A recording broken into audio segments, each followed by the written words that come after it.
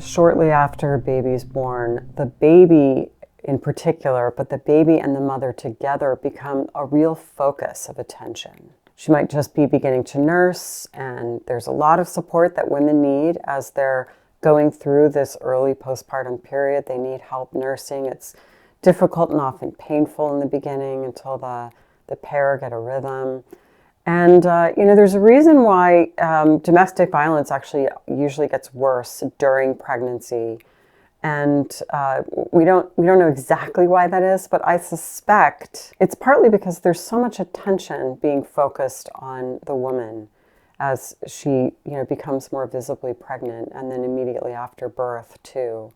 That she's kind of the center of attention for people, and for the woman, the baby becomes her center of focus, and the man often feels, kind of left to the side and unimportant. So I have seen cases where someone claimed a trans identity during the wife's pregnancy or immediately thereafter. And it strikes me that part of that may be a reaction to feeling you're not the center of attention. You don't even necessarily count that much anymore because it's all about the woman. It's all about the baby. So to have a partner who's claiming that he's going through this change of identity, to have him claim that he's the mother, is really to rob that woman of this needed time.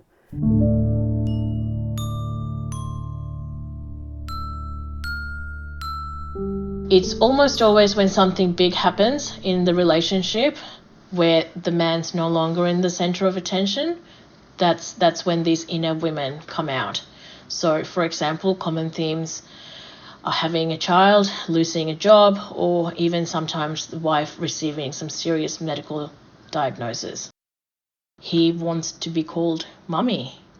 He wants to take that away from me. How far will he go to erase and replace me? I keep wondering, what does he want from me? What does he want my womb? Will he be satisfied then? Initially, he said to me, oh, the children will have to know that they now have two mothers. And then I just looked at him and he said, oh, maybe you wouldn't want that. So I would say, if you're now a woman, are you going to do the washing up? Are you going to wash the clothes? Are you going to vacuum the floor? Are you going to stay up all night when the babies are crying? Are you going to be the ones to make sure they have the right packed lunch for school and do all of those things? No, it's just all about the sex and all about wearing nail polish. So one time my oldest wanted something I couldn't do. And she picks up the phone and goes, Mom, hey, is there any way you could pick me up early from school? And when she hung up, I go, you called your dad Mom? She goes, yeah. Jamie said that we have to call her Mom, especially in public and in bathrooms, or she could be in danger. Somebody could like call the cops on her for being in the bathroom as a mate. Like, we can't call him Daddy. And I said, how do you feel about that? And my oldest went, whatever, I don't care. And I asked the youngest, how do you feel about that? And she goes, it's kind of weird, Mom. And then, like a year later, he's dropping off the kids and he says, oh, girls, you forgot something. Here, give this to Mommy Jenny. And I go, what? And then he sped off. Then later that weekend, my youngest called me Jenny. And I turned around and I go, I am cool as shit, but you are 10 years old and you ain't calling me Jenny. You're not calling me by my first name. And she goes, oh, I'm sorry, Mommy Jenny. I go, no, not even Mommy Jenny, Mom. And she goes, but it's how I keep it straight because Dad's Mommy Jamie. And I was just like, Jesus Christ, you can be whatever you want, James, but quit inflicting on me. He also tried to breastfeed the baby. I told the doctor that. I said I was distraught and I thought that was totally over a line. And she said, I can't discuss another patient, but went on to tell me, well, and I said about him prancing around. She said, well, it's cosmetically very good. The man's trans identity really starts to run the show. It becomes the center of gravity in the relationship, and everything is second to that. Certainly asking the kids to call you Mom if you're a man is really putting your own needs first and not considering how that might be influencing your kids psychologically. So you're essentially using your children to validate what is in essence a sexually motivated need.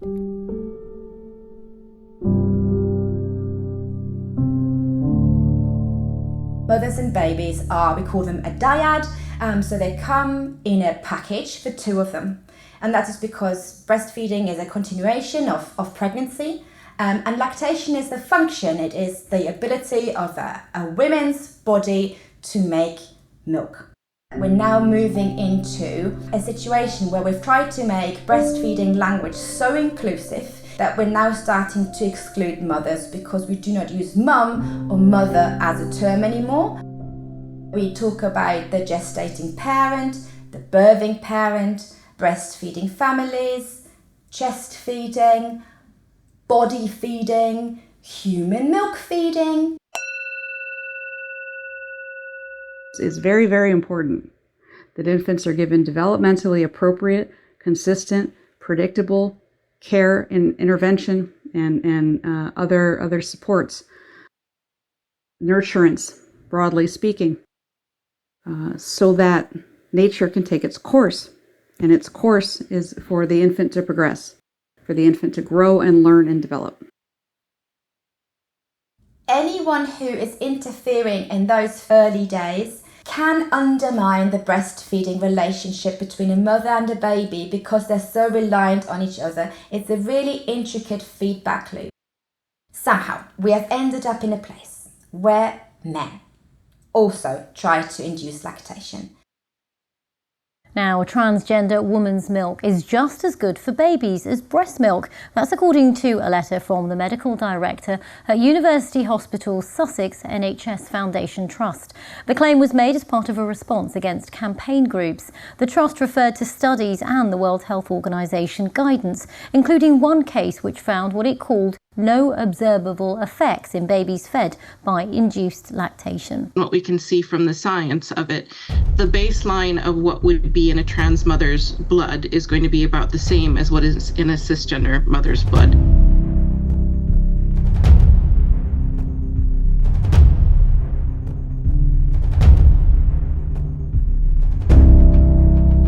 What concerns me so much as a child of a transitioner are these future children who become props. I'm really interested in how these hormones affect a baby and what happens to this baby once the sexual joy of having a pregnancy is over.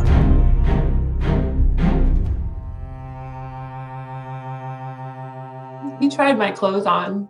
And so when the kids, some of them grew, I worried that he would try some of their things on while they weren't there. He buys them underwear. He's bought all the kids their own, well, not my son, but all the girls underwear because that's one of his fetishes, where it seems like a nice gesture. Part of me wonders why he's doing this and not buying them shoes.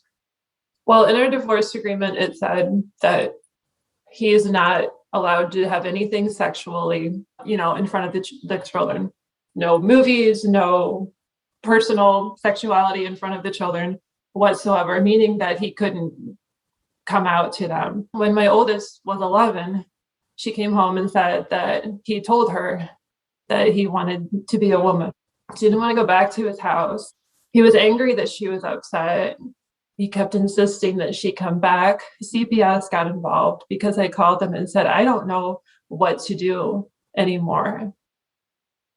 The separation is probably it's difficult enough on young children, but on top of that, there's another layer. His father's not just separated, but also changing, transforming into this other person. The confusion it must create, it's just heartbreaking. There are no long-term studies done of children of transitioning parents, so we just don't have any idea about the impacts this has on children.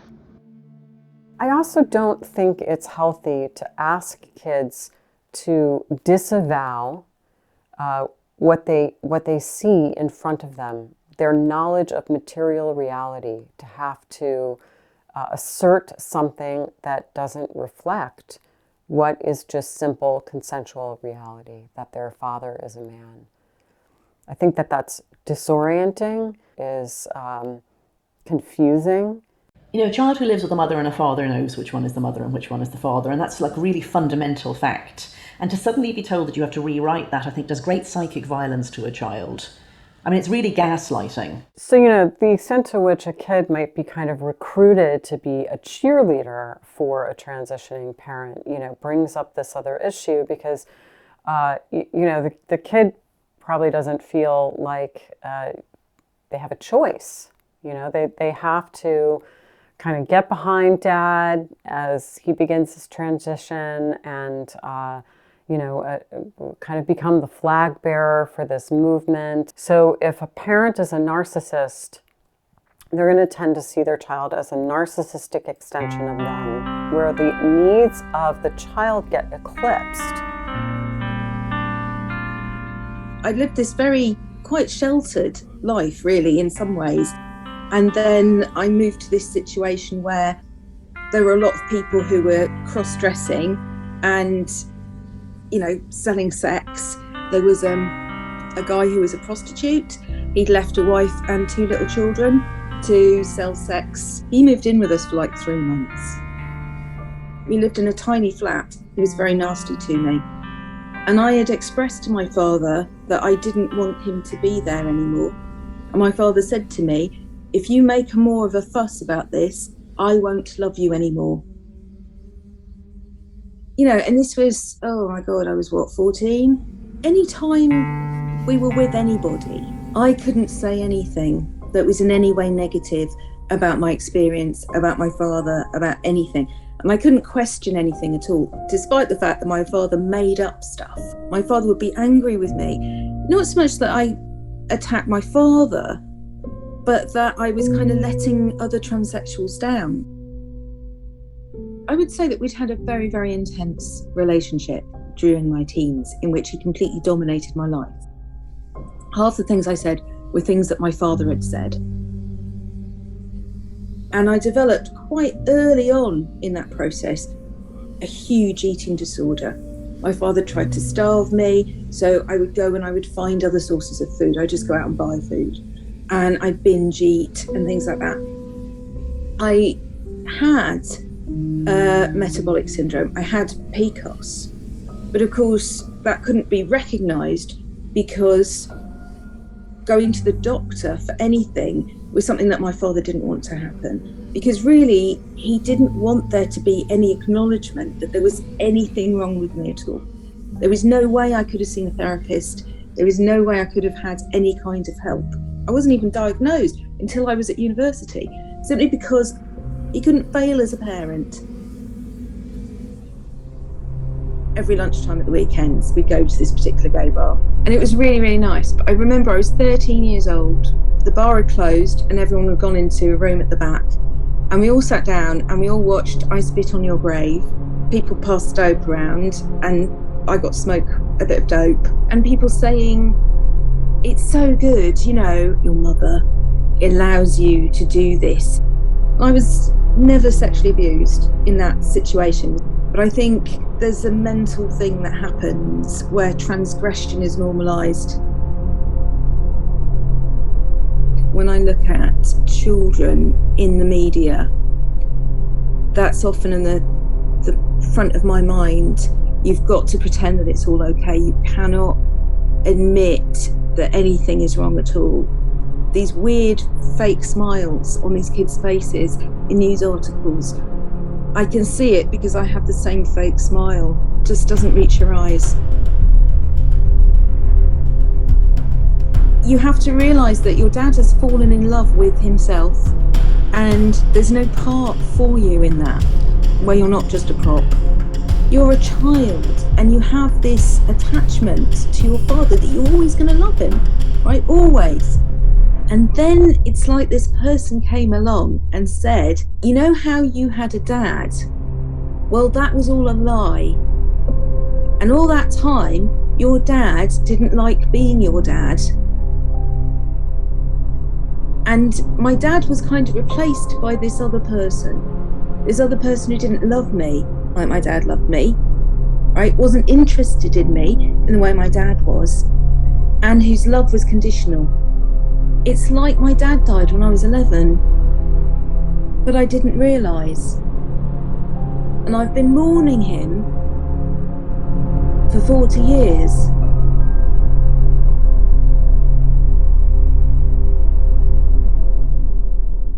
What you see is, initially, there's the divorce. He wants control over the woman, so he wants custody. He wants to see the kids. There's a power thing that goes on.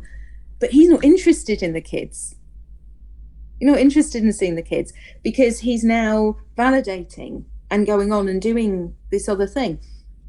So the interest in the old family dwindles.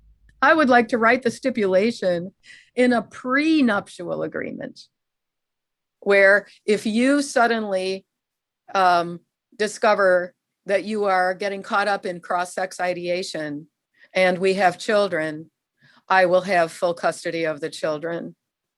And you will have visitation only if you have had psychological evaluation. For several years, at least 4 years, he had the kids 1 week and I had them 3 because he was going out all the time, living like a single person. And here we are broke, trying to live with 2 households, and 2 rents.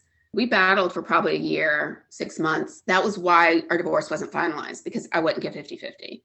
And he said, are we really going to have to go to court over this? And I said, yeah. He goes, we're going to waste all our money.